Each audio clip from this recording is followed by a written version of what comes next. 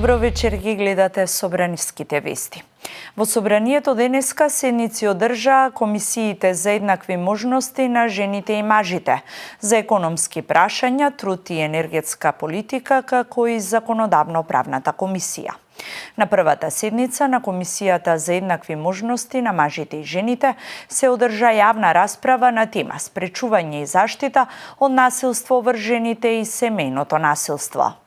А на другата се разгледуваше предлог акциски план за унапредување на рамноправноста меѓу жените и мажите на Собранието на Република Северна Македонија за периодот од 2025 до 2027 година, како и предлогот за основање на работна група за следење на спроведувањето на акцискиот план за унапредување на рамноправноста меѓу жените и мажите на Собранието на Република Северна Македонија за истиот период. Седница денес одржа и Комисијата за економски прашања, труд и енергетска политика, на која се расправаше по предлог законот за изменување и дополнување на законот за технолошки индустријски развојни зони, точка која се разгледуваше и на законодавно-правната комисија. А председателот на Собранието Африм Гаши ги извести членовите на Судскиот совет Весна Дамева, Милазим Мустафа, Павлина Црвенковска, Селим Мадеми и Тања Чачарова-Илиевска дека против нив е поведена интерпелација во Собранието. Сите 5 членови на Советот ги избра Собранието. Тројца од нив имаат мандат до крајот на 2025-та, еден до 2026 година, а еден до 2027-та.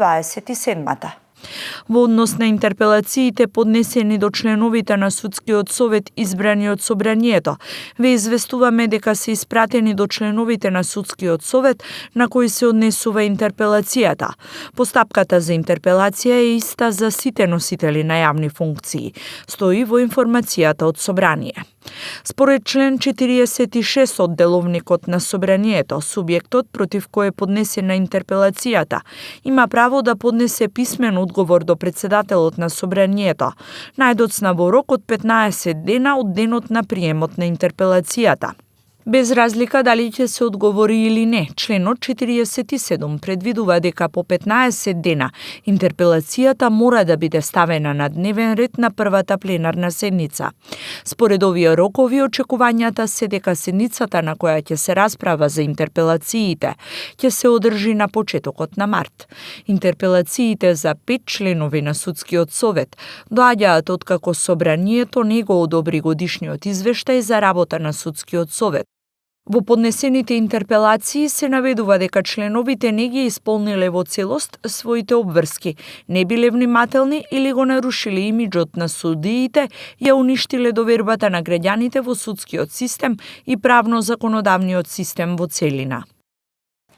Генералната секретарка на Собранието Марина Димовска и заменик генералниот секретар Бобан Стојановски учествуваа на состанокот на генерални секретари на земји членки во Европската унија во Будимпешта, Унгарија.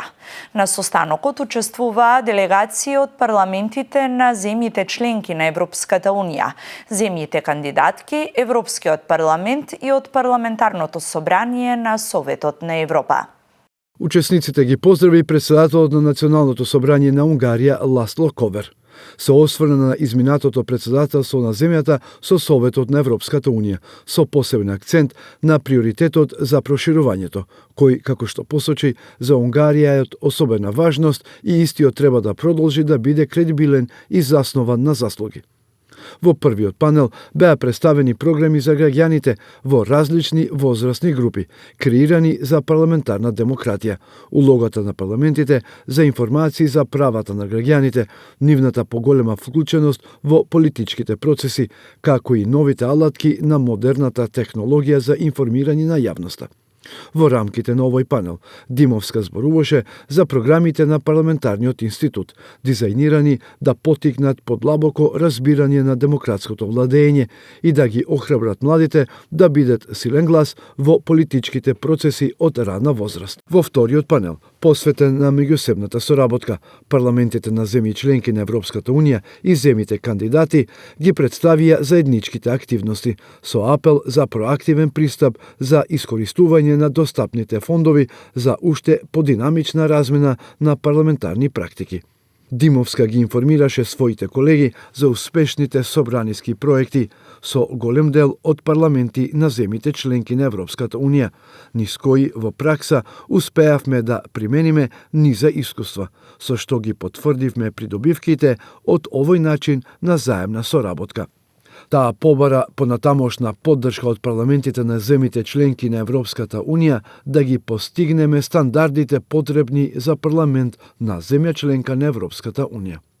На маргините на конференцијата Димовска освари средба со генералниот секретар на Унгарското национално собрание Ѓорги Суч, на која беше потврдена одличната соработка меѓу двата парламента на сите нивоа. Нова пленарна седница ќе се одржи утре во собранието, а на дневен ред се 23 точки, меѓу кои неколку одлуки, неколку закони во прво читање и неколку закони во второ читање. Меѓу точките за утрешниот дневен ред е и предлог на одлука за именување на новите членови на Советот на Агенцијата за аудио и аудиовизуелни медиумски услуги. Пратениците меѓу другото ќе расправаат и за предлог на одлука за објавување на јавен оглас за именување на председател и членови на Државната комисија за жалби по јавните набавки, предлог на одлука за разрешување на директор на Агенцијата за квалитет во високото образование, предлог за разрешување на директорот и заменик на директорот на Агенцијата за администрација, предлог на одлука за објавување јавен оглас за избор на член на Комисијата за спречување и заштита и дискриминација, дополнет предлог на закон за изменување и дополнување на Законот за платежни услуги и платни системи во второ читање. Дополнет предлог на закон за изменување и дополнување на Законот за девизното работење, како и неколку други закони во второ читање.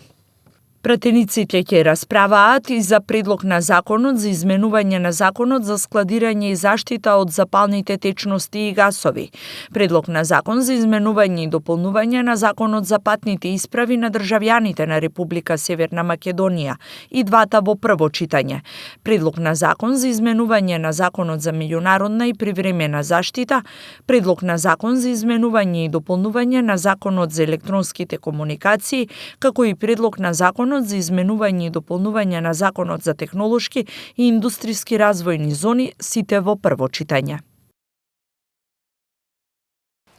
Ова беше последната информација во вестите. Имајте пријатно попладне и останете со програмата на Собраниски канал. Пријатно!